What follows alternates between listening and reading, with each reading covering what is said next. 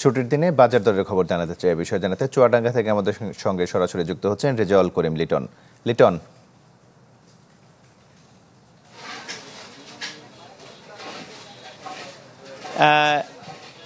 তমাল, চুয়াডাঙ্গার আজকের বাজার পরিস্থিতি যদি বলি, ছুটির দিনে চুয়াডাঙ্গার বাজার ওয়ালটন এখন দেশের সীমানা পেরিয়ে পৌঁছে গিয়েছে 50টিরও বেশি দেশে। ওয়ালটন, ঘরে ঘরে বিশ্বজুড়ে।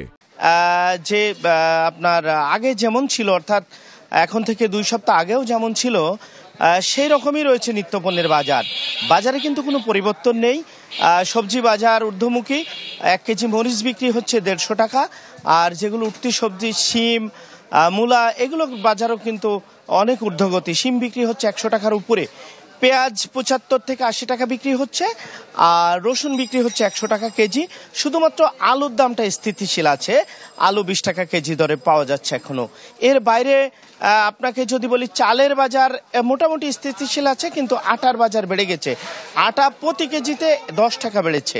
তো এই অবস্থার মধ্যে গরুর মাংসের বাজার, গরুর মাংস বিক্রি হচ্ছে 750 টাকা কেজি, দেশি মুরগি 550, অর্থাৎ 550 টাকা কেজি।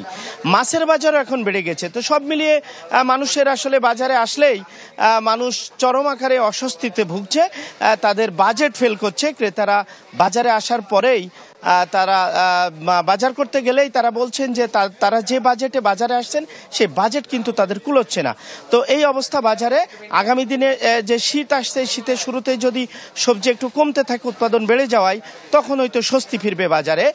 আর অন্যান্য নিত্য প্রয়োজনীয় বাজারে আপনার মনিটরিং চাচ্ছেন ভোক্তারা, যারা সাধারণ মানুষ, তারা বলছেন যে বাজার যদি মনিটরিং থাকে তাহলে হয়তো দাম একটু সাধ্যের মধ্যে আসতে পারে। তমাল, আপনাকে ধন্যবাদ।